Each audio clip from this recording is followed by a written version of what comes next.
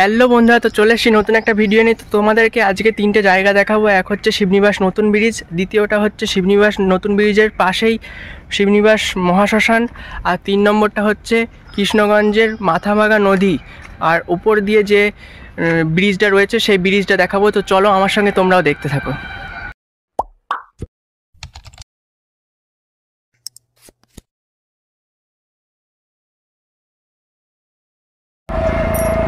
তো বন্ধুরা, এখন যেটা তোমরা দেখবে সেটা হচ্ছে শিবনিবাস ব্রিজ। তো চলো।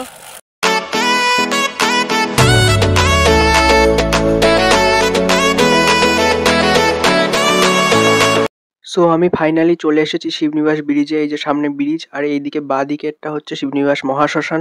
তো তোমাদেরকে ভালো করে দেখাচ্ছি। আর এই ব্রিজটা পুরোটাই চূর্ণী নদীর ওপর অবস্থিত। তো সেই নদীটাও পরে তোমাদেরকে দেখাচ্ছি। চলো দেখতে থাকো আমার সঙ্গে।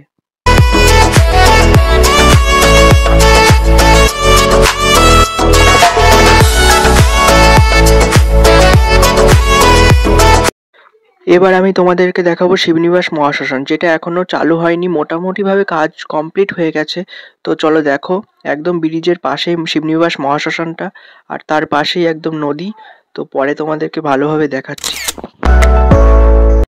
তো এইটা হচ্ছে চুল্লি, যেখানে পোড়ানো হবে, আর এইটা হচ্ছে প্রতীক্ষালয়, যেখানে মানুষ হয়তো বসবে এখানে এসে। তো এইখানে আর এর পাশেই আছে শ্মশানকালী মন্দির। ওই যে দূরে যেটা দেখতে পাচ্ছ ওটা হচ্ছে শ্মশানকালী মন্দির, এখানে পুজো হয়। আর এর পাশেই হচ্ছে একদম চূর্ণী নদী, যার উপরে ব্রিজ।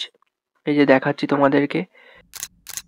তোমরা এতক্ষণ ধরে আমার সঙ্গে দেখলে শিবনিবাসের মহাশ্মশান এবং তার পাশ দিয়ে বয়ে যাওয়া চূর্ণী নদীর উপরে যে ব্রিজ সেটা। এবার যাবো আমরা কৃষ্ণগঞ্জের মাথাভাঙা নদীর উপরে যে ব্রিজ সেটা দেখতে। তো চলো যাওয়া যাক।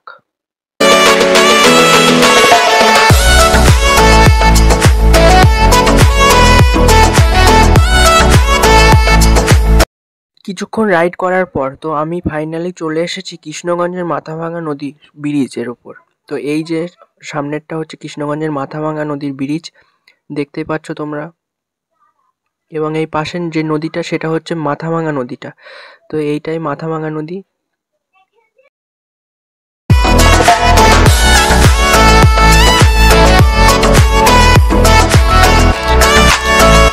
তো বন্ধুরা, ভিডিওটা আজকে এই পর্যন্তই। আর হ্যাঁ, শিবনিবাসের যে শ্মশানের চুল্লিটা সেটা হচ্ছে বৈদ্যুতিক চুল্লি। তো বলতে ভুলে গেছিলাম। তো টাটা, আজকের মতো দেখা হচ্ছে নেক্সট কোনো ব্লগে।